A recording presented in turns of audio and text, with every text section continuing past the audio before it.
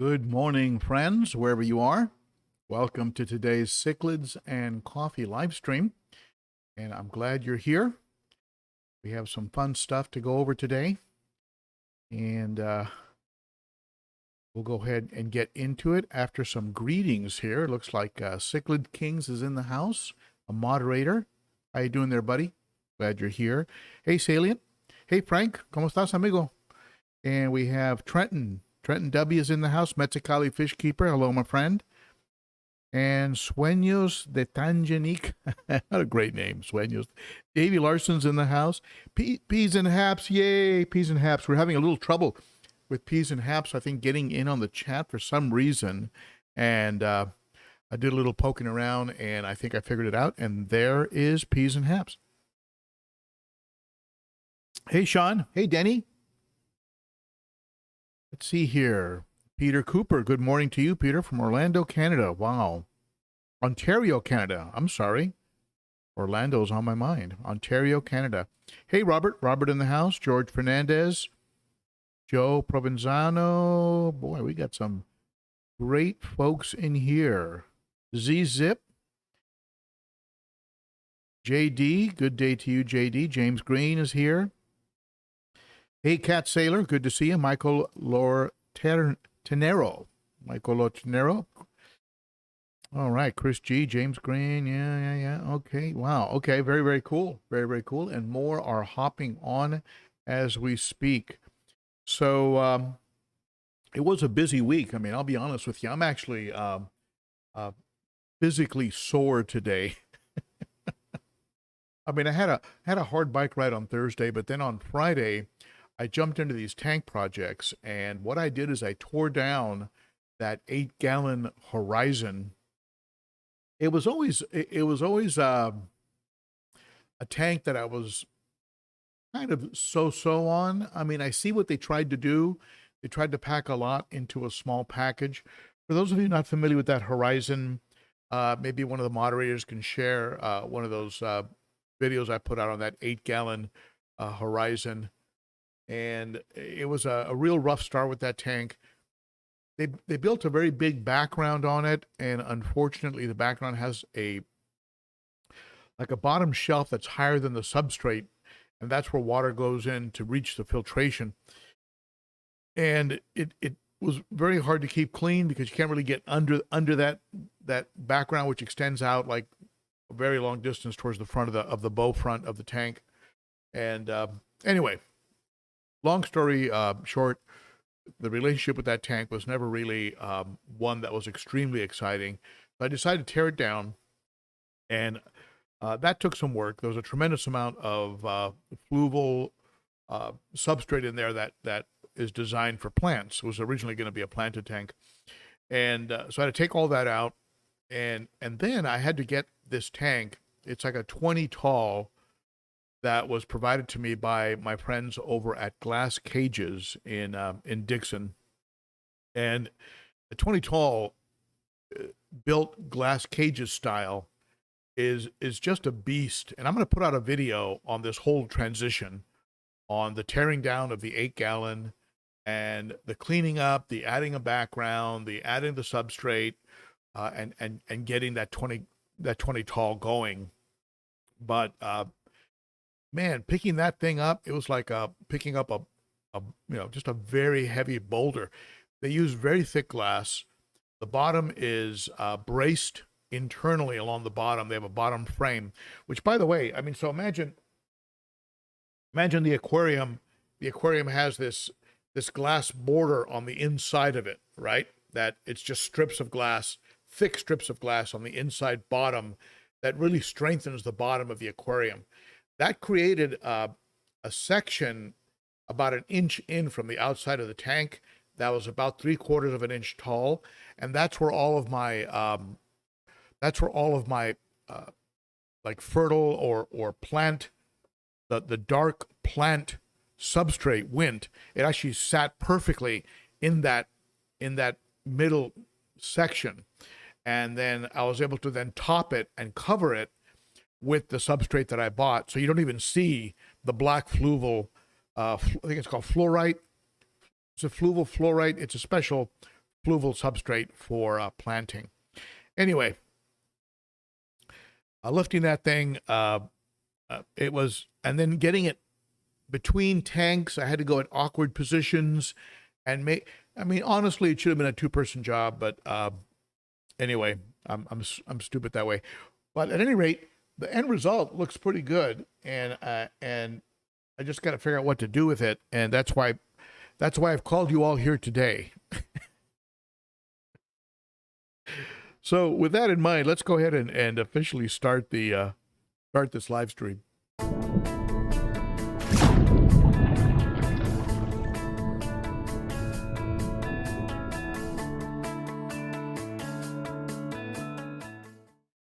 If you're new to the channel, be sure to hit that subscribe button and the bell and the thumbs up. And you know what? We're real close to 50,000. We're creeping on 50,000. So you folks are really helping us to get there. So definitely, if you like the content, definitely hit that subscribe, hit the thumbs up, hit the bell, and tell it tells the algorithm. There's this thing called the algorithm that controls everything on YouTube. It tells YouTube, hey, something's going on over there that's good. Let's put it in front of other fish keepers, and that would be great. A big shout out to the channel sponsor, the Cichlid Shack. All the fish behind me, those are from the shack, and it's a lot more than cichlids there. They have all kinds of fish, right? Live bears, guppies, discus, apistos, everything, you name it. Plecos, great pleco collection now.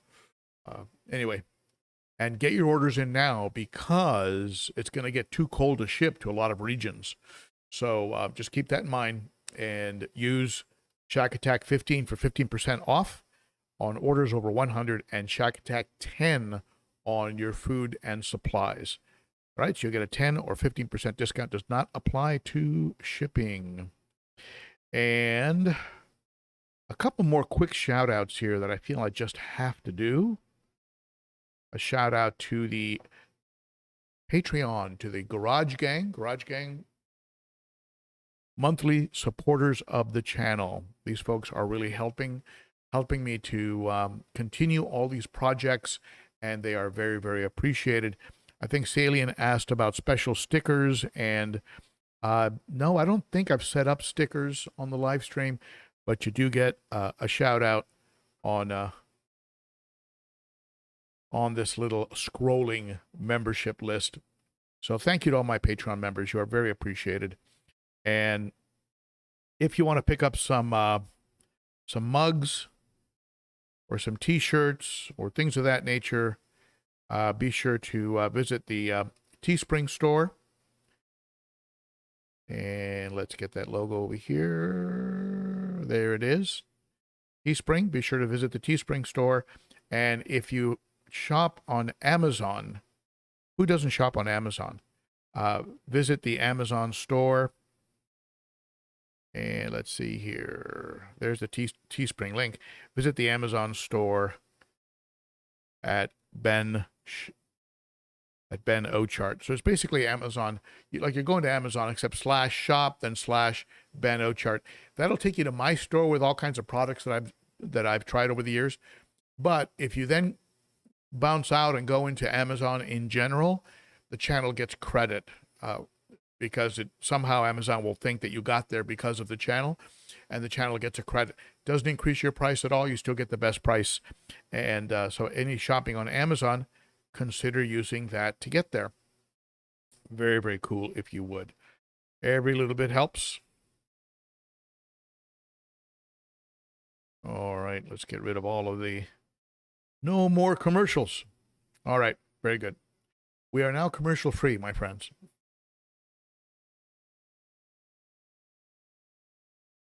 Let's see who else has jumped in here. Sharpie's in the house. Hey, Sharpies. Good to see you. Hey, Jerry.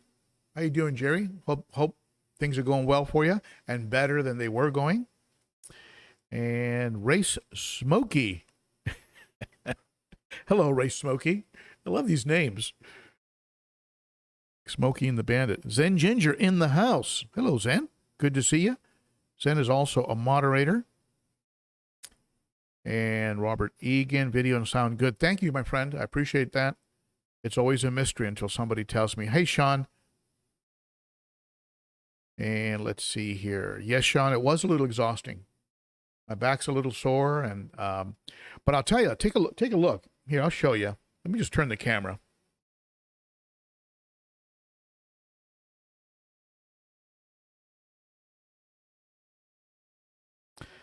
You kind of see it there at an odd angle, but you can see it.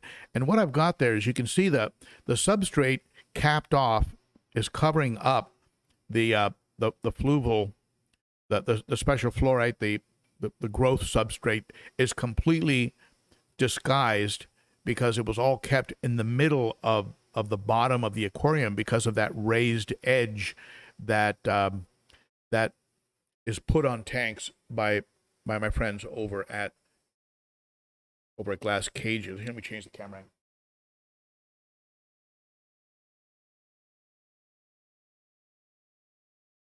Yeah, it's a little better. Focus in some more. There we go. And what I have in there right now is I have some wisteria and some Sprite. Both those plants, as one of you shared with me, both of those plants can be floated and or put into the substrate. So I love the look of the floating plants, and they will start to drop long roots downward. So it's gonna look real good. I'm gonna add more Sprite. I'm gonna add more wisteria. Those are plants that are good for me because they're relatively unkillable, and those are the kind of plants that I need. Most plants will have a little bit of a melt after you first put them into a new aquarium. It's like they go through their own acclimation.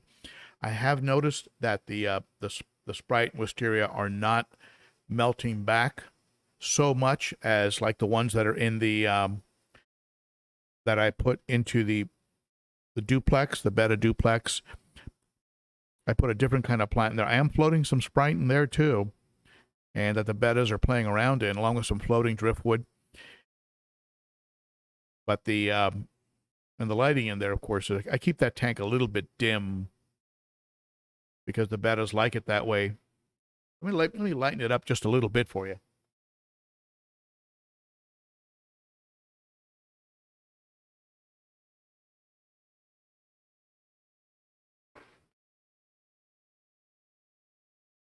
Here you can see it a little bit better, the betta duplex. So yeah, I'm floating a little bit of that Sprite and Picasso and mustard gas the second. They love going up there and playing in it. So that tank's looking really good and thriving. I pulled out the artificial plants from that tank. So here's the survey. Here's the vote. And I'm thinking way out of the box for somebody who's a hardcore African cichlid guy. I'm thinking maybe some very maybe a beautiful combination of guppies. And I can't believe that the G word is actually coming out of my mouth, but I said it. Possibly some guppies, some real nice looking guppies. Maybe some very small, the smaller Apistos type fish that can be very, very colorful. But what do you think? What do you think should go into that 20 tall? Keep in mind, it's going to get some more plants. I'm probably going to throw a rock into the back left corner. There's going to be a nice rock there. And there's going to be more wisteria, more Sprite. Maybe throw some Amazon swords in there. Just see how they do. I've had a little bit bad luck with those plants, but we'll see. But what are your thoughts? What do you think? You tell me. And if I like your idea, maybe I'll run with it. And it is ready for fish right now. It's got the sponge that was in the 8-gallon, which was loaded with beneficial bacteria. I conditioned the water before I added it, of course.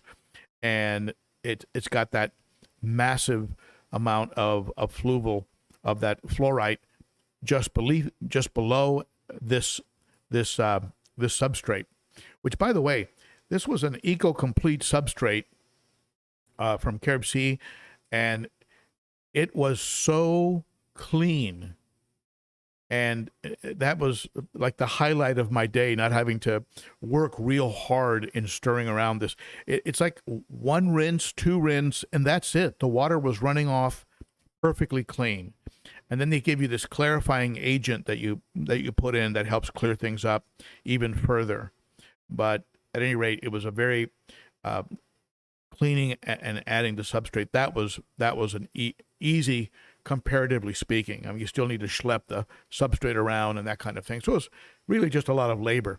But what do you think? What do you think, guys and gals? Some very, I mean, there's some beautiful guppies out there. Have you seen a tequila sunrise guppy? And they have these like snakeskin, cobra, I mean, there's some beautiful, fancy guppies out there. There's lots of stuff I could put in there, but I want it to be something that will do well with plants and will not destroy plants. And so, what do you think? What are your thoughts?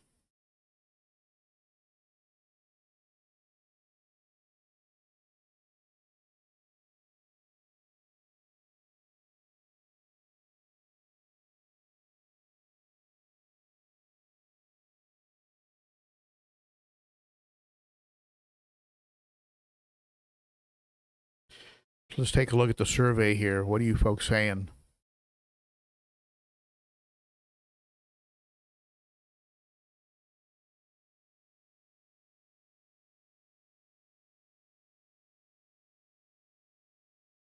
You know, I listened to your ideas. It was actually the idea about the Sprite, floating Sprite, that one of you actually gave me that idea. I didn't know that you could use Sprite that way. All right. Let's get this back. Place. All right.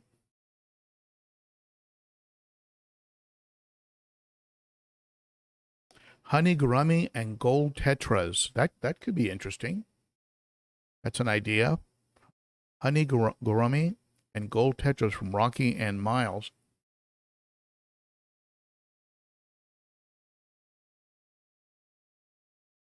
Sharpies, fish, phantoms, they're all mutt guppies. Well, you know, we're all mutts, aren't we? All right, let's see here. Guppies with beautiful tails will mesmerize your grandchildren, as they did me when I was a little kid. You know, that's another thing to consider too. It's like what get my granddaughter excited about her first tank, which might be where that 8-gallon ends up.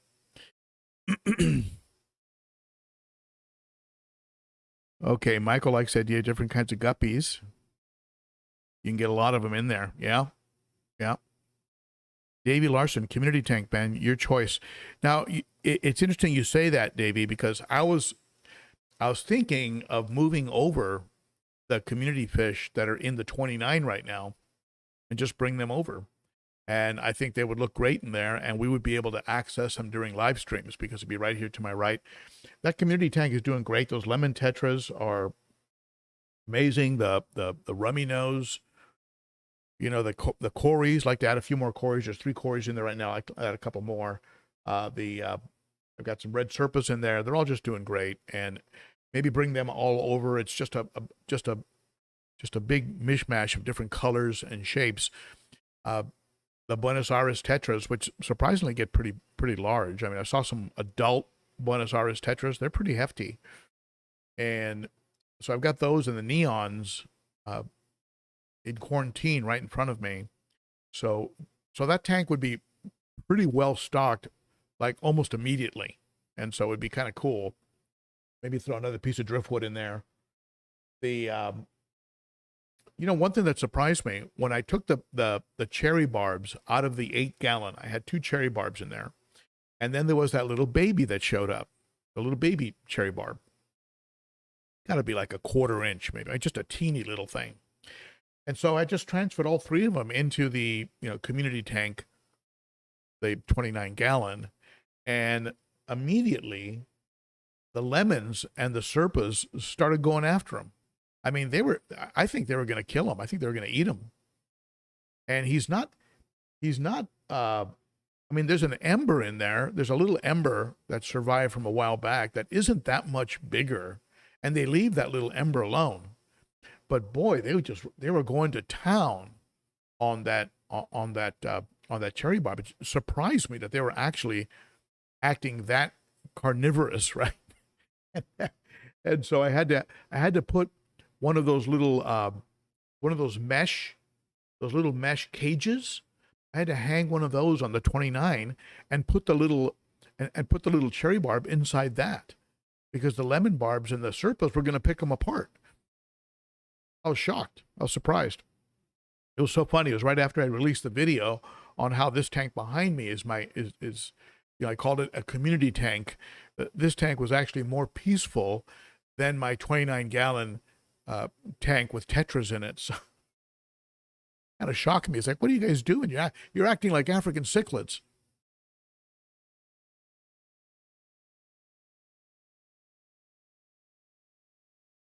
All right, so let's see here. Clarity in the house.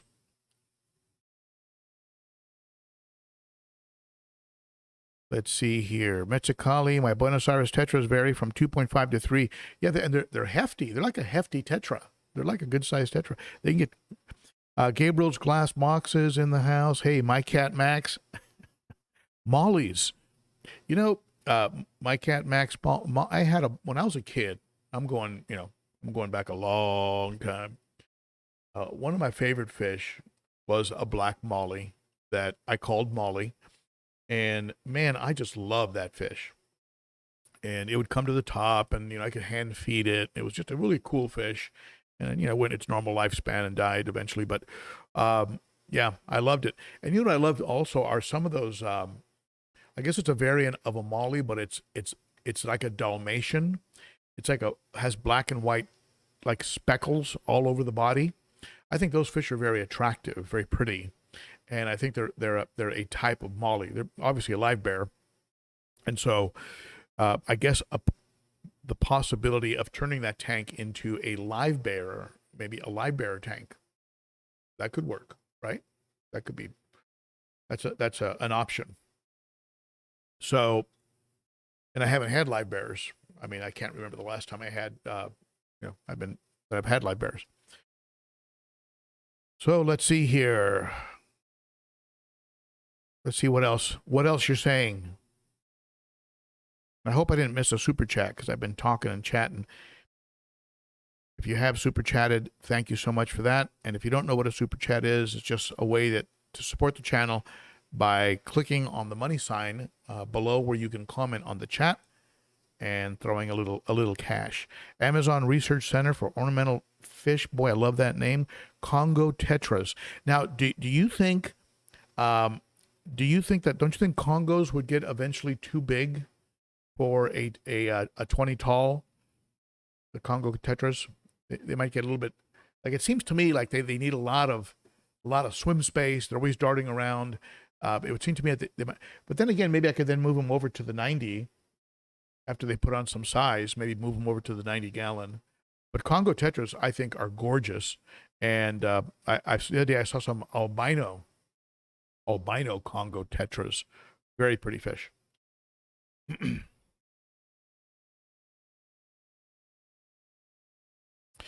So let's see here. Any other suggestions before I get into general questions? Any other suggestions for that tank? Hey, Leo 209. I didn't see you. Thank you for being here. And if I ever miss you, folks, it doesn't mean I'm ignoring you. It just means that Jesus Ayuso says dwarf cichlids. Now, when you say dwarf cichlids, I guess I'd probably need to know, Jesus, what do you mean specifically? I mean, we could put some rams in there. Would you call those a dwarf type cichlid, a ram? Some people think about shell dwellers, but I don't know. How are rams on plants? And how are dwarf cichlids on plants? I don't want anything that's going to tear up plants. My experience with keeping plants, I just don't want plants torn up.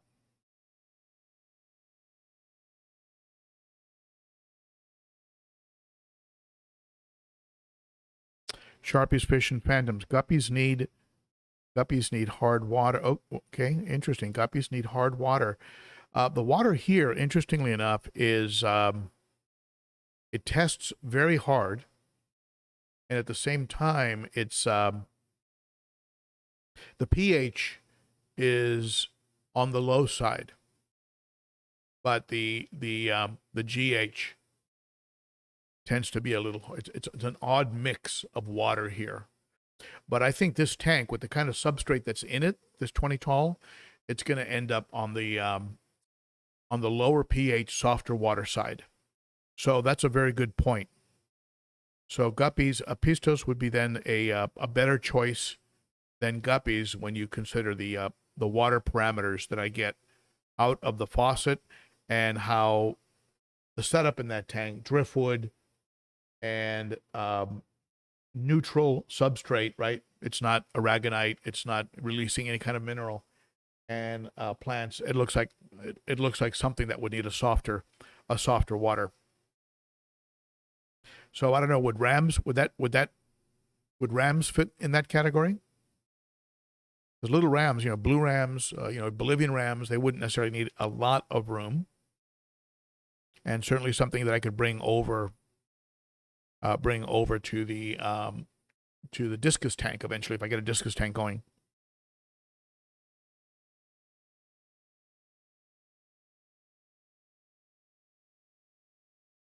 Davey Larson, are you going to set up that 60 breeder? Well, that 60-gallon is a not necessarily it's just a beautiful 60-gallon acrylic. I've just got to figure out where to put it and what to do with it. I almost thought about putting it in that space between the 29 and the betta tank, and instead of putting the that 20 tall. But I'm afraid that countertop, unless I reinforce it with some maybe put some wood pillars under it, I'm afraid it's not going to be able to hold that much weight. So, okay, Zen Ginger is waking up with coffee. I like that. And let's go ahead and open this up just to general questions. I've got some good ideas from you. TMT, what about swordfish? Now, are you talking about swordtails?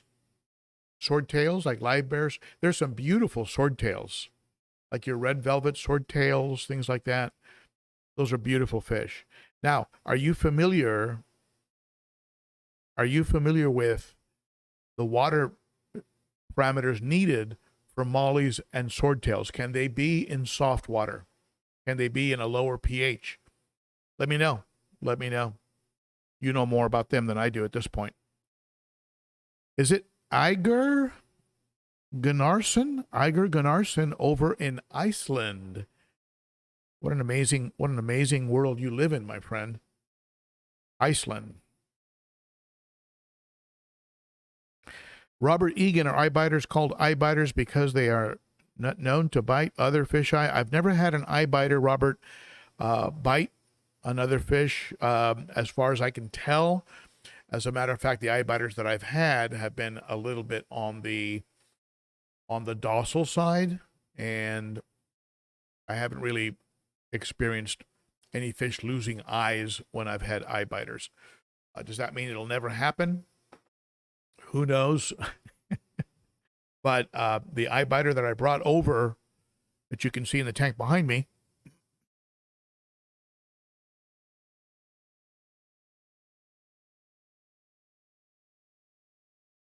where is he? Of course, he's in the far corner. Hold on.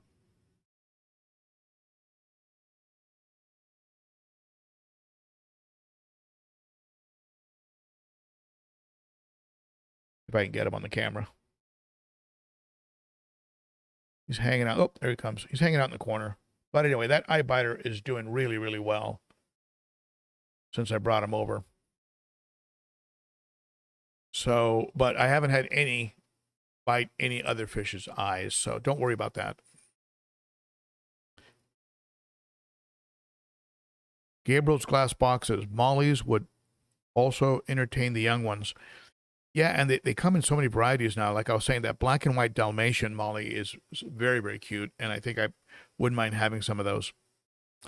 Thank you, Gabriel's Glass Boxes, for telling people to smash the like button.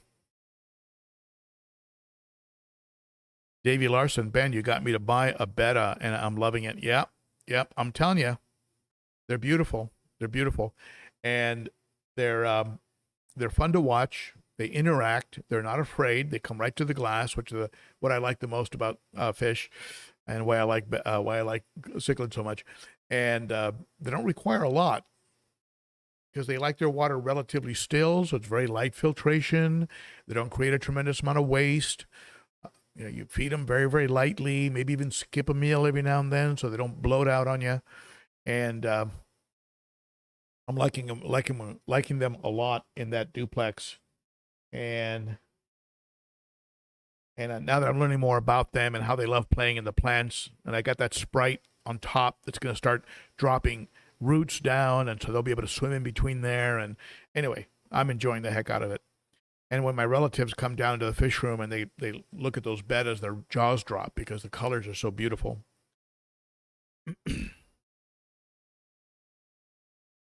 Sharpies, fish, and phantoms, a disturbing lack of bristle nose. Well, Sharpie, send me a couple bristle nose, buddy. I love bristle nose. When I was in California, I had albinos, and I had your standard, but I love the males, right? The males have the big, the big bristles. Very, very pretty. And I think one of the tanks in my little, that little pleco nursery that I have with about 30 plecos in it, I think that some of those are bristle nose. And I think when the big parents came out, you could see the bristles. So I think I may have a bristle nose. Now I've got to drop them in one of the tanks. Interestingly enough, that the pleco I put in here, the pleco I put in this tank is doing really, really well. Turn this light away. And I don't know if you can see with all the glare, but there's a pleco in there that hangs, that's been coming out more and hanging out in the little opening where the branches split right in the middle. And the fish are leaving them alone. The Oscars leave them alone. The Jack Dempsey doesn't care about them. Chocolates don't care. There goes the Nicaragua and the Firemouth. They're always going at it with each other. Not as bad as the two geos. The two geos in the 90. So I can turn this around there. You can see it.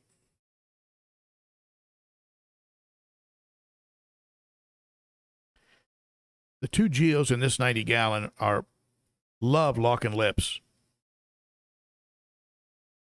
And you wouldn't think that geos, you wouldn't think of a geo as an aggressive fish. But yet those two geos are, of course, they're not going to do it now. They're going to be on their best behavior because I'm talking about it. But they love locking lips with each other. They leave the AC Hecali alone, which looks a little similar to them, but they leave them alone pretty much. There comes the red shoulder. You never really see that red shoulder.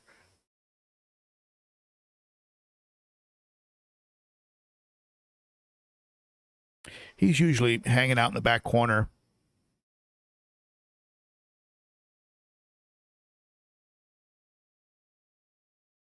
You see those geos are looking beautiful.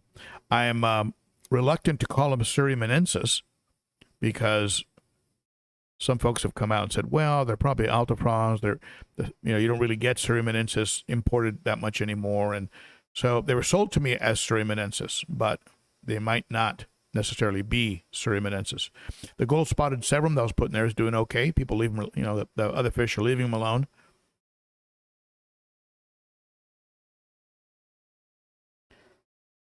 You can see the most aggressive ones in there. Electric blue Aquara, nobody messes with him. Nobody messes with that little green tear that's in there. My little runt that's growing very, very slowly.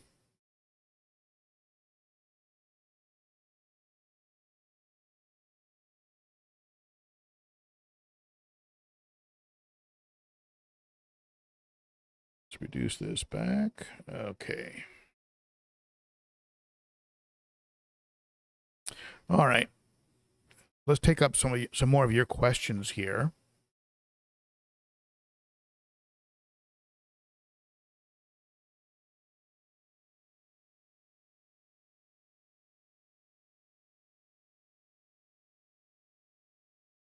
If you have some questions, go ahead and add them now to the chat, and I will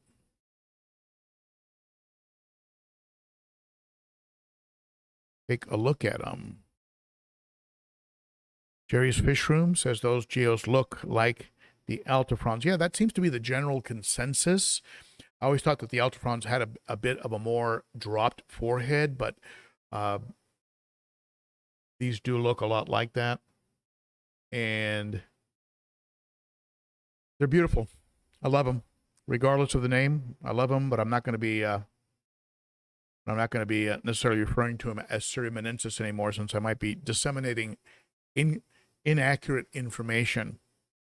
By the way, I'm going to be releasing a video on every step that I took in the conversion, getting rid of that 8-gallon and setting up the 20 tall. And I'm also going to be doing a video on this. This is the Shisei Nano Micron. They also make a smaller one, and one called a micro. Just a micro. This is a nano micron. You can see it. The 500, the Shisei Shark Pro 500, which I love, is just a little bit too big and too bulky for that betta duplex. So what I'm going to do instead, and also to even out, so I have an even amount of flow on both sides of the divider, because right now really the right side is getting most of the flow, which is then blocked by that divider. I'm going to put two of these Micron C-shaped filters. I'm going to put two of these into the one on each side of that divider in the 29, and you can see it's a pretty small compact unit.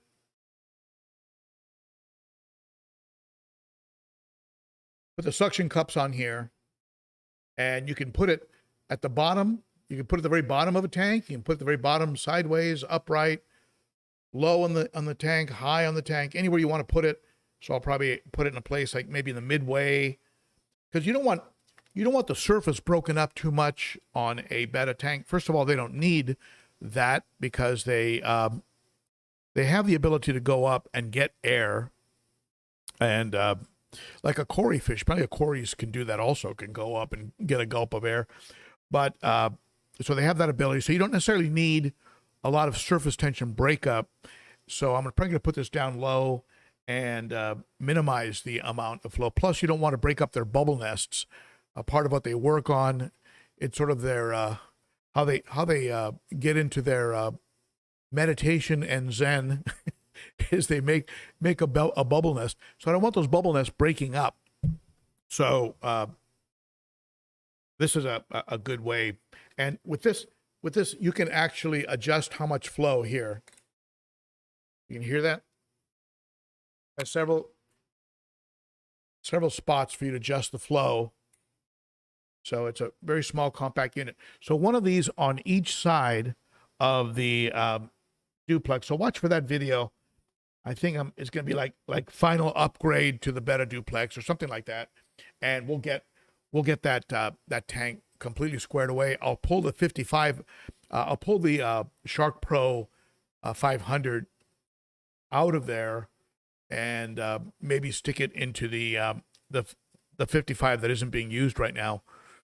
And then, just to kind of keep beneficial bacteria going there. I need to put a fish, something into that one of the 55s, because it's, it was completely cycled, running great. It's got a marine land on it. It's got an old Shisei Shark Pro on it, an 800, which puts out a lot of water. So it's very well filtered, but there's nothing in it right now. Now, how long will it stay as a viable tank with no fish in it? I've heard that can last a very long time, but and I actually went to the Aquatic Critter to buy something to put in there and it's got aragonite and crushed coral. So I needed something that wanted a little, that needed a little bit harder water. I ended up coming home with neon tetras and Buenos Aires tetras. So that's the only thing that actually appealed to me, and some plants. So I still have to be able to put something in there. So at any rate, we'll see. We'll see where that ends up. But let me look at your comments here. By the way, I got the, I picked this up. I picked this up actually from KG Tropicals, who is distributing these. I'll go ahead and put a link. Once I edit the video, once it posts, I'll put a link. And it has a sort of a medium, I think it's 10 PPI sponge that comes with it. That goes into the filtration chamber. And then it has a chamber above that, a mini little chamber above that, that you can put other kinds of media if you so desire. So you see the sponge.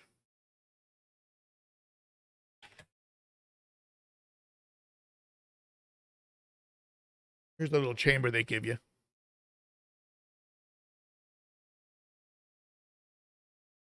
It looks like it's got a little bit of activated carbon in it. Well, that's kind of cool. All right. You get activated carbon comes with it. So this is real simple. Just goes right in there. That goes in there. And then you just pop the top back on. So these Shisei products I've found are usually very easy to work with, and they're well thought out, pretty well engineered from my experience. You drop that in, then you just pop this head back on. You're good to go. So don't want to break it on camera. So anyway, I'll deal with that later.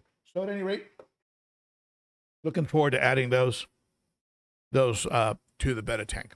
All right, let's take a look at your comments.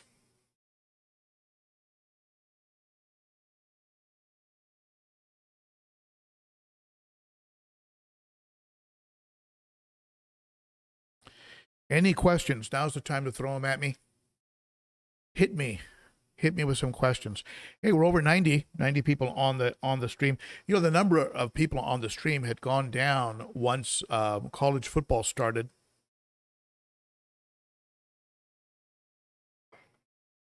I can't believe that you're choosing college football over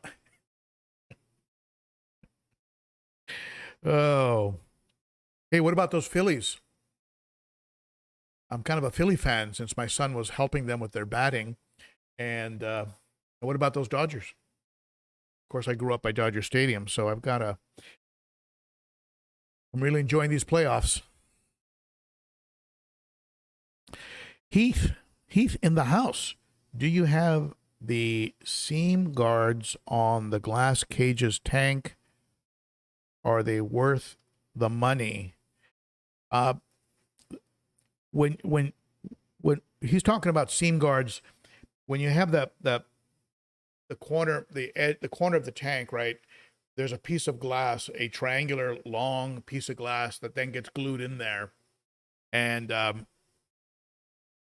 it kind of gets down to the number of square inches of silicone I mean, your tank is being held together by, this rubberized product is holding together unbelievable amounts of pressure and tremendous weight. I mean, when you think about it, being held together by this rubbery glue, kind of scary when you think about it. Not sure if I should be sitting this close to them. But bottom line, if you can increase the number of square inches of adhesive, your tank is just going to hold together better. I mean, it's really that simple. And so having gone to the factory and seen the tanks, how they're put together, and seen what, how those seams are fit and how they combine with the framing that they put at the bottom of the tank. They put that bracing at the bottom and then the Euro type bracing at the top. Yes, I would say it's worth it. I'd say that it helps to make those tanks relatively indestructible, makes them sort of a battleship.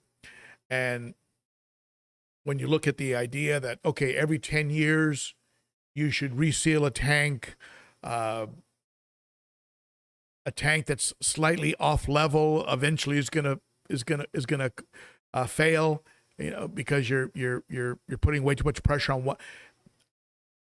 I'm not sure if those are things that you would need to worry about as much if you have a tank that's built the way those tanks are built, because they're just like a solid piece. I mean, it took 6 of us to lift this 300-gallon. I mean, it was just a beast because of the thickness of the glass and all of the reinforcement of, all the, square inches of glass that is used in reinforcement. So very different from just, slapping together 5 sheets of glass and gluing them together.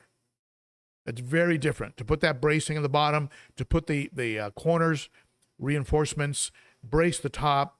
I mean, it's a real different game, and that's why you pay. That's why you pay so much more for those tanks.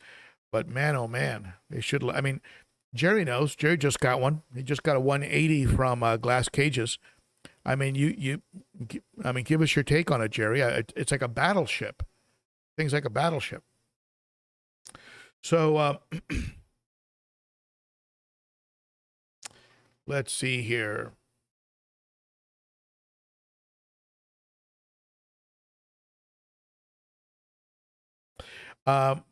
Michael, my tanks are holding up very well to the scratching. If you look with a magnifying glass, you might find a little teeny nick here and there. Apparently, it is an urban legend that low iron glass scratches easier. Apparently, that's not necessarily true. There's no science on that. If you get low iron, don't worry about scratching it. Just use your normal precautions. Now, when I use a scrubber, a long-handled scrubber, I'm always tapping it onto the, into a corner, onto a piece of decor, just to make sure that I haven't captured a piece of substrate that can then work as an abrasive and score the glass. So I'm always tapping the scrubber as I go. I'll tap it and go, and just to make sure there's nothing in there that could rake the glass, right? I also use magnetic cleaners, and I pull those magnetic cleaners out, and I really clean them out, like the way you'd clean a hairbrush, right, man? I just scrape them out, and I make sure there is nothing on the abrasive side, the part that goes inside the aquarium. I make sure there's nothing on the inside of that magnetic cleaner. You've got to watch the outside too, but it usually is a little bit more unusual to get something on that.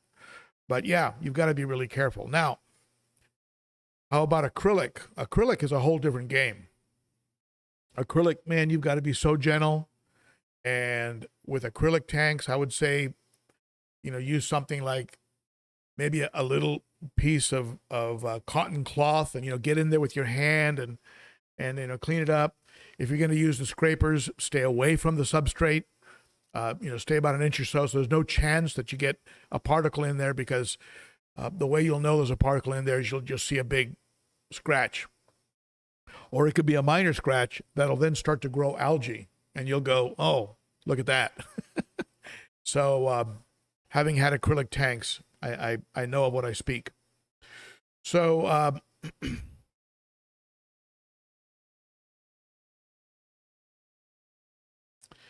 hey, Trent comes in with a super chat. Thank you, my friend. Salient Aquatics comes right in afterwards. And Ben, a nice school of neon tetras. Yeah, I've got 5 of them. I'm looking at 5 of them right behind me. And I would say maybe 10 to 15 would be a nice group. And then maybe 5 or so Corys. And that could look good in a little 20 tall.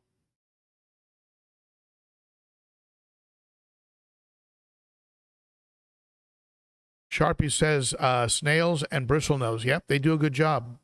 The bristlenose that I've had in the past were not lazy plecos. They were actually working. They were good good at doing their job.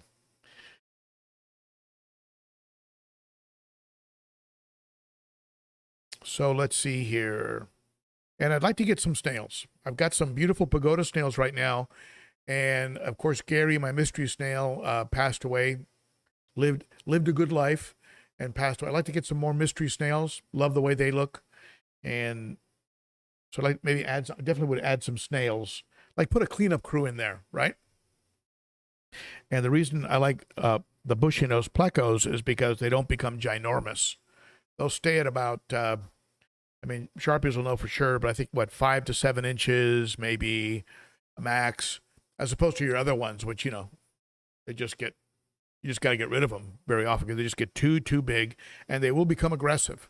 They do become aggressive, try and latch on to other fish. So thanks for those super chats, my friends. I appreciate it.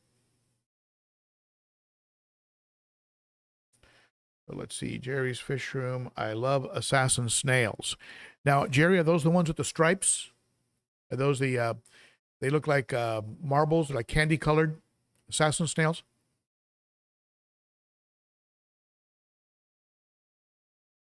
Thank you, Davey. Davey Larson. A little help for a friend. Thank you so much for that. I appreciate that, Davey. So, yeah, are those assassin snails the striped ones? Because those are very pretty. If they're the ones I'm thinking of, they're like candy colored. So yeah, throw a few of those in there. I haven't been able to have snails because, of course, I was exclusively cichlids, and snail to a cichlid is a snack. So, and I also had clown loaches for a while, and clown loaches. They very few things are tastier to a clown loach than a snail. All right, let's see here.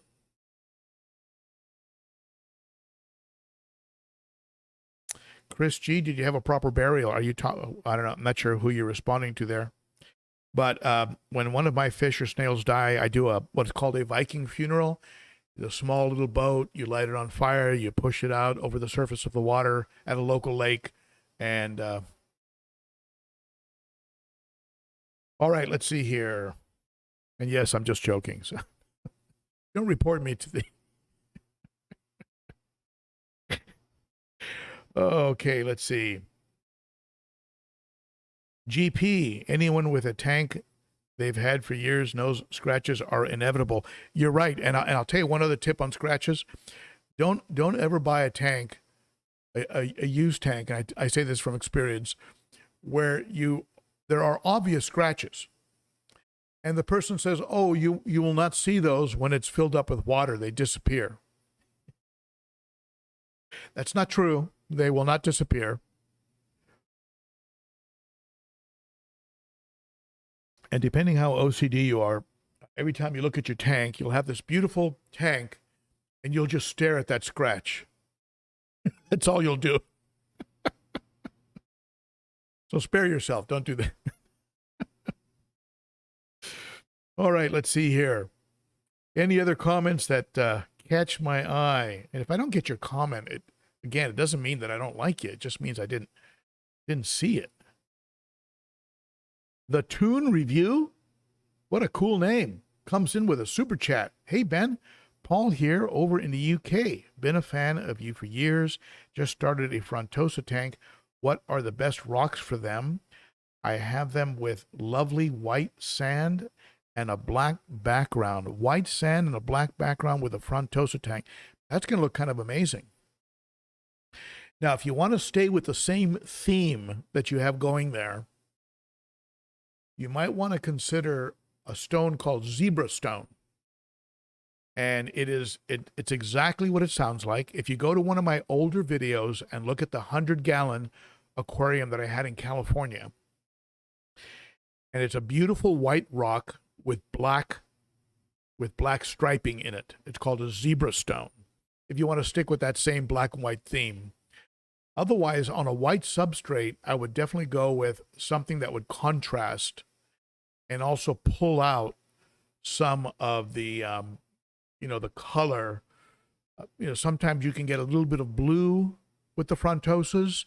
So maybe some rocks that have a little bit of blue in them. Certainly you can't go wrong with some black type rocks. I would avoid, I say this as something I just do in general. I would avoid rocks that have sharp edges. Even though in a slow moving Frontosa tank, it's not going to be that big of an issue. But with African cichlids, fish that can chase each other sometimes, that are fast moving, they can score an eye and that can turn into an infection. So if you notice in general, and I do have a few rocks here and there but in general, if you look at my rock selection, you'll see that they are usually soft and rounded so that a fish can bang against it, can scratch against it, and is not going to get a scratch in their eye. They're not going to score their body. They're not, nothing bad is going to happen to them. I like a rounded rock like that. You can see it also in my 90-gallon. The rocks in the 90-gallon are just very soft. Very soft, very smooth edges. Nothing they can really hurt themselves on, and that would be probably my main concern. So I hope that helps. Zebra rock, something black. Man,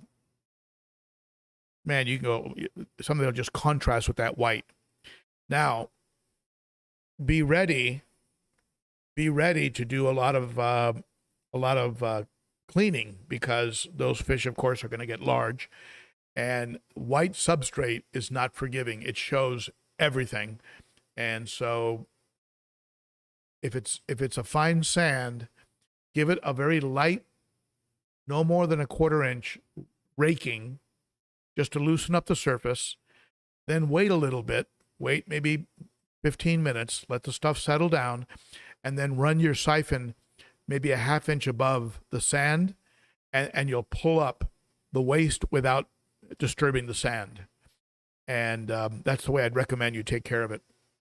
And you are going to be cleaning it a lot, because it just shows everything. And the tank behind me here, right in front of me, that has the Buenos Aires Tetras and the 5 neons, that tank is a white sand tank. And twice a week, I got to get in there and just give it a real light raking on the surface, and then do a light vacuuming. And you'll always pick up some sand. You might want to siphon through a fine mesh net so that you can catch the sand and return it to the tank after rinsing it, because it will hold on to the gunk as well. But thank you for that super chat. I hope that answered your question. Saline Aquatics, angelfish in the future. Now, what do you think about an angelfish for that tank? I mean, let's just take another look at it. What do you think? I mean, would an angelfish, this is a 20 tall, how would an angelfish, maybe a koi, I love the koi angelfish with the white, orange, and black markings, how would that fish do in that kind of a tank? What do you think? Let me know. What kind of water parameters? Those of you familiar with angels, what kind of water parameters do angels need? Now, eventually, those angels might get too big.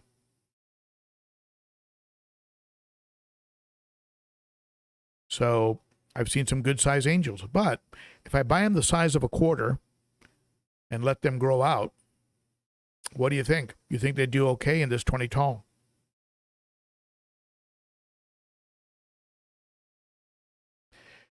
When I say we all learn from each other, I mean we all learn from each other. And in this case, I'm the one that's learning. So, Metsukali, you're saying that the angels need hard water. Is that what you're saying there? All right. A breeding pair. Okay. Cichlid Kings, don't dump that sand down your sink. That stuff goes back outside.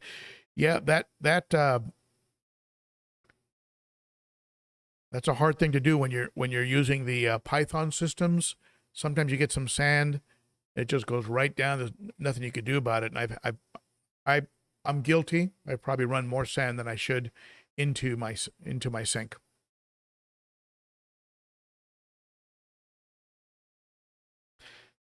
Too small for koi angels. Okay, good. That's what I need to know. I need to know that.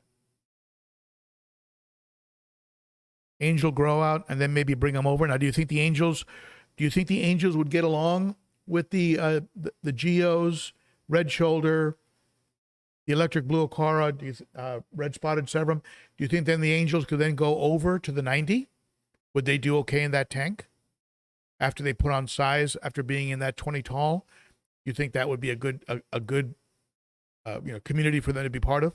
That would be kind of interesting.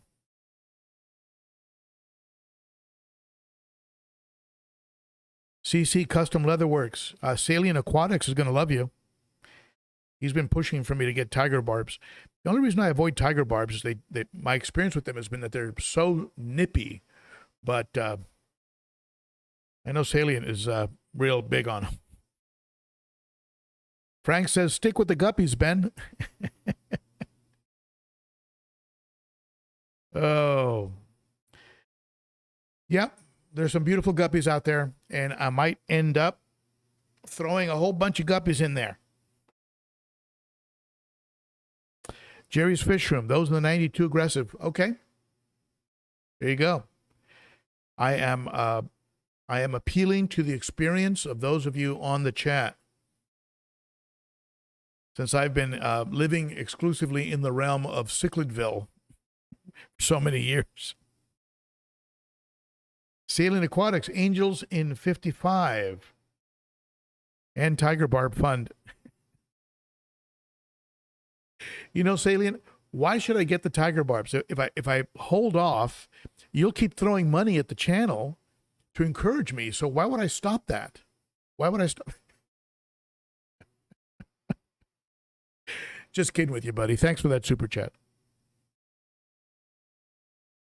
Clarity Aquatics, how you like the 300 so far? I am so glad I got one. You got a 300 Clarity? That's awesome. I love this aquarium behind me. I love it for a variety of reasons. I love all the turnaround room they have. You know, I think it's 33 inches from front to back. So they have a lot of turnaround room. And the fish just love it, you know? Get past my big head here. There we go. Let me pull back a little bit.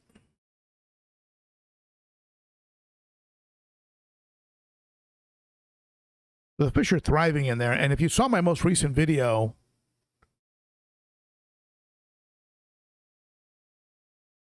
I just put out a video on where I call this tank a community tank because of why they were how they were getting along. And I think part of it has to do with all that extra room they have, because they just stay out of each other's way. I mean, in the past I had theories like, well, they can break the line of sight because of the decor. Now that's changed. Now my theory is less decor seems to be better because there's nothing to claim. So I'm like constantly evolving in as a African cichlid keeper. And what is something that I'm holding as a theory now might change as I get more experience. And this is why when somebody asks me questions about something, I tell them, well, listen, go and watch videos that were filmed within the last year on that topic. Don't go back 4 years, because, I'm getting more experience as I go and I'm evolving. Another of the reasons that I mentioned was how they're fed. I used to always be reluctant to feed. Well, I got to feed them light. I want them hungry. And I was getting a little bit like some of the fish had a little bit of a sunken belly, and it wasn't parasites. They were just hungry. But I was so afraid of Malawi bloat that I was going too far the other way. Now I feed them twice a day. I give them a nice treat once a week. As a matter of fact, hold on one second here.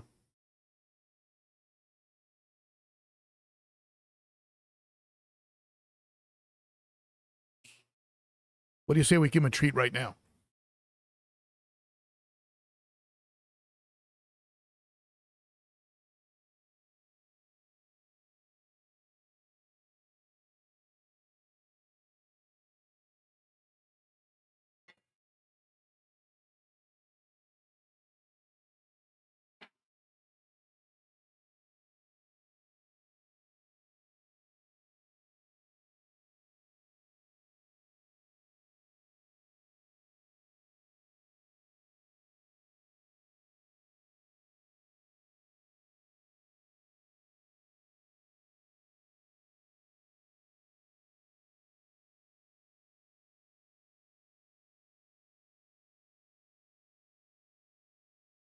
My version of Shark Week.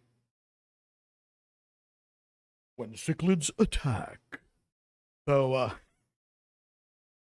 they'll take a whole cup of krill, and in, what was that, 3 seconds, all the big pieces are gone. And there's probably 2 or 3 fish that didn't get any. I mean, it's just a crazy frenzy. But once a week they'll get a snack like that, and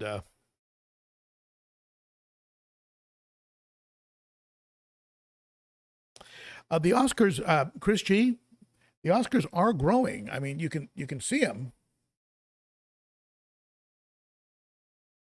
They're putting on size. I mean, they're not like growing a foot a week. I mean, but they're definitely bigger than when I first got them. Absolutely beautiful.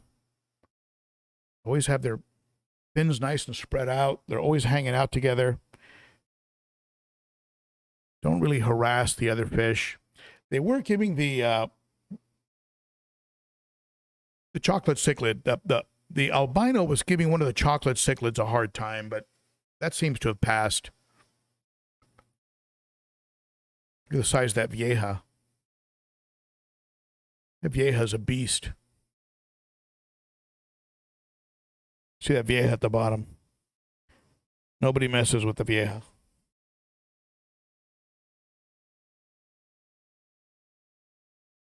So yeah, those Oscars are just monsters, but they're gonna become giant beasts, and they are growing at a rate that's acceptable. I mean, they're not growing overnight, but they are noticeably, I think, larger than when I first got them. All right. Clarity Aquatics, I give medicated food twice a week. My only concern with that, Clarity, would be that things can develop immunity or things can develop resistance.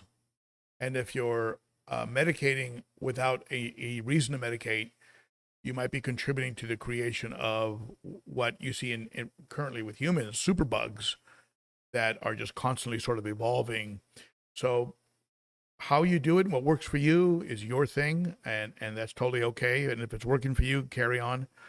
Personally, I don't medicate unless I see a reason to medicate, only because I don't want there to be a building up of resistance to the medication to where it becomes ineffective. I mean, like, I think certain kinds of antibiotics right now don't work anymore because they keep throwing antibiotics out there like candy, and now we've got like these super bugs, right? So could that happen with humans? I mean, could that happen with fish? I imagine, yeah, maybe. At any rate, that's just sort of the way I do it. I know some people medicate when they quarantine. I don't medicate when I quarantine. I just watch the fish, and when they're behaving right, when they're eating, when their colors are right, and they're acting right, I put them into a main tank. Some people will hit them with that medication trio that Corey talks about, right? Where he's checking for parasites, ick, a general antibiotic, things like that. So I get it. Everybody has to operate within their own comfort level.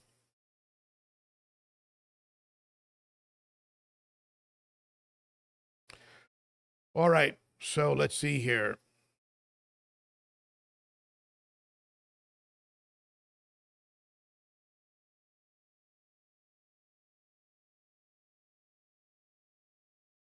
Did somebody say I missed a question? Salient, did I miss a question?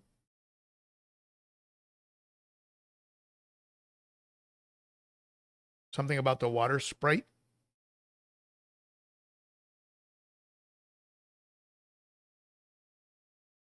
Yes, I did.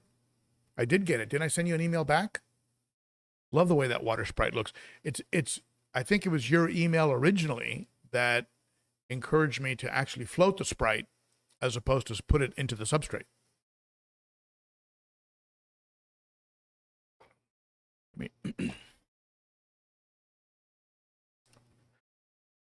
All right. So before we wrap up here, and thank you, Salient, for all those super chats, my friend. I appreciate it.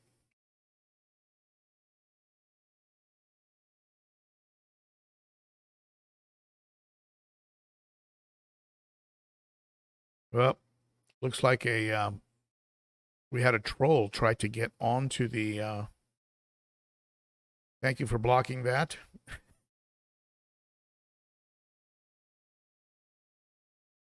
Amazing.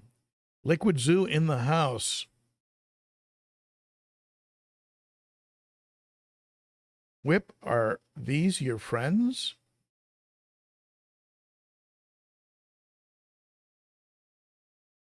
Interesting.